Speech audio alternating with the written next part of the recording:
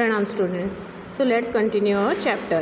National awards like the Padma Shri, the Padma Bhushan and the Padma Vibhushan were conferred to him. Conferred means to be given. तो ये तीनों award जो हमारे राष्ट्रीय award हैं पद्मश्री, पद्म भूषण और पद्म विभूषण, इन तीनों अवार्ड से बिस्मिल्लाह खान को सम्मानित किया गया यानी उन्हें दिया गया। 11th पैराग्राफ देखिए। In 2001 Ustad Bismillah Khan was awarded India's highest civilian award the Bharat Ratna. Bharat का जो सबसे बड़ा अवार्ड है वो है भारत रत्न। तो 2001 में उस्ताद बिस्मिल्लाह खान को भारत का सबसे बड़ा नागरिकता अवार्ड दिया गया।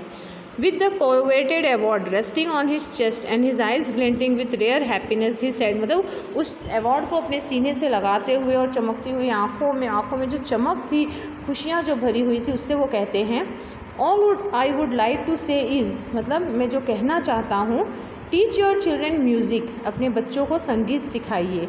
दिस इज़ हिंदुस्तान्स रिचेस्ट ट्रेडिशन, ये भारत की सबसे बड़ी सभ्यता है, सबसे बड़ी संस्कृति है। Even the west is now coming to learn our music, यहाँ तक कि जो पश्चिमी सभ्यता के लोग हैं यानी जो वेस्ट के यानी जो फॉरेनर्स हैं वो भी हमारा संगीत सीखने के लिए आ रहे हैं। तो वो जब उनको वो अवार्ड मिला, उस अवार्ड को अपने सीने से लगाते हुए वो कहते हैं कि अपने बच्चों को भी संगीत सिखाइए, क्योंकि ये तो हमारी सबसे अमीर जो रिचेस्ट ट्रेडिशन है, जो संस्कृति है, यहाँ तक कि वेस्ट से भी अब हमारी संगीत सीखने के लिए लोग आ रहे हैं। कोवेटेड मतलब है मच डिज़ायर्ड यानी इच्छा होना। 12th पैराग्राफ देखिए। In spite of having travelled all over the world, Khan Sahib as he is fondly called is exceedingly fond of Banaras and Dumrao and they remain for him the most wonderful town of the world। मतलब पूरी दुनिया को travel करने के बावजूद खान साहब, जिन्हें प्यार से लोग खान साहब बुलाते थे बिस्मिल्लाह खान को, वो अभी भी बनारस और दुमराव के ही मतलब फ़ैन थे। And they remain for him the most wonderful town of the world, दुनिया के सबसे अद्भुत सबसे बेहतरीन शहर के रूप में ये हमेशा उनके मतलब दिमाग में रहते थे। कौन से? दुमराव और Banaras. A student of his once wanted him to head a shehnai school in the USA। तो उनका ही एक विद्यार्थी था जो उनसे शहनाई सीखता था, वो चाहता था कि USA में एक शहनाई स्कूल का स्टार्ट किया जाए।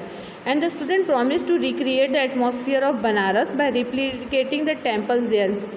और उस स्टूडेंट ने ये वादा भी किया इनसे कि वो वहाँ मतलब पूरा USA का जहाँ पर वो जो इंस्टीट्यूट बनाना चाहता था, जो स्कूल बनाना चाहता था शहनाई स्कूल, उसने प्रॉमिस किया कि वो वहाँ का पूरा एनवायरनमेंट जो है ना वो बनारस जैसा कर देगा, यहाँ तक कि मंदिर भी वहाँ बनवा देगा। बट खान साहब आस्क्ड हिम, लेकिन खान साहब ने उससे पूछा if he would be able to transport river Ganga as well. तो उन्होंने उससे पूछा कि सब कुछ तो तुम बना दोगे, एनवायरनमेंट भी क्रिएट कर दोगे, लेकिन क्या तुम गंगा का पानी वहाँ से यहाँ ट्रांसपोर्ट कर सकोगे? Later he is remember to have said, बाद में ऐसा याद आया कि उन्होंने कहा that is why when I am in foreign country I keep yearning. तो इसीलिए वो कहते हैं कि जब भी कभी मैं विदेशों में होता हूँ तो मुझे हमेशा I keep yearning to see Hindustan. Yearning मतलब इच्छा होना, मेरी इच्छा रहती है कि मैं जल्द से जल्द हिंदुस्तान को देखूँ। While in Mumbai I think of only Banaras and the Holi Ganga. तो वो कहते हैं जब मैं मुंबई में भी होता हूँ तब भी मैं बनारस के बारे में और उस पवित्र गंगा के बारे में ही सोचता रहता हूँ। And while in Banaras I miss the unique मठ ऑफ दुमराव। और जब मैं बनारस में होता हूँ तब मैं दुमराव के मठ को बहुत मिस करता हूँ, अद्भुत मठ को बहुत मिस करता हूँ। मतलब उनका जो शिष्य था वो चाहता था कि USA में वो एक शहनाई स्कूल खोले जहाँ पर वो रहें, सबको सिखाएं। उसने यहाँ तक कि प्रॉमिस किया कि भाई वो वहाँ का जो एटमॉस्फेयर है वो पूरा बनारस जैसा कर देगा, इवन टेम्पल ऑल्सो। तो उस्ताद बिस्मिल्लाह खान उससे पूछते हैं कि क्या गंगा के बहते हुए पानी को भी तुम यहाँ ट्रांसपोर्ट कर सकते हो? तो ये पॉसिबल ही नहीं है।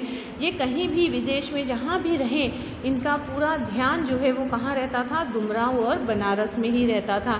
यहाँ तक कि वो जब भी बाहर जाते थे उनके अंदर इच्छा लगी हुई रहती थी कि वो जल्द से जल्द वो हिंदुस्तान को देखे।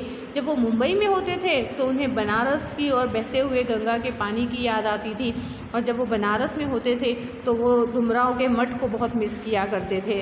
13th पैराग्राफ देखिए। Ustad Bismillah Khan's life is a perfect example of the rich cultural heritage of India.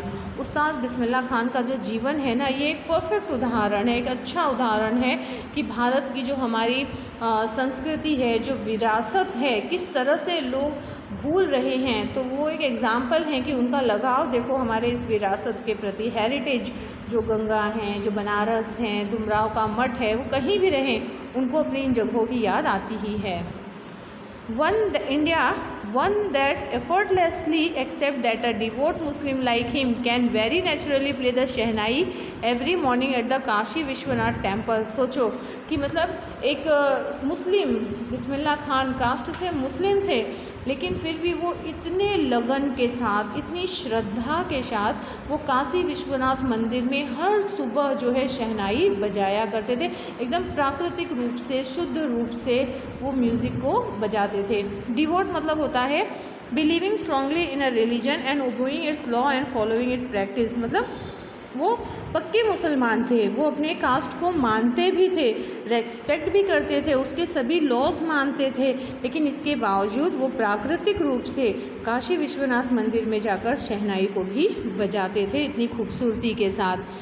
Last paragraph है, उस्ताद Bismillah Khan passed away on 21 अगस्त 2006। 21 अगस्त 2006 में उनका डेथ हो गया।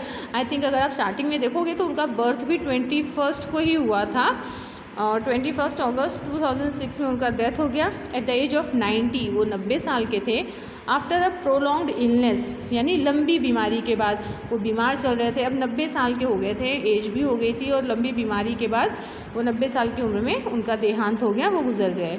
He was given a state funeral and the government of India declared 1 day of national morning.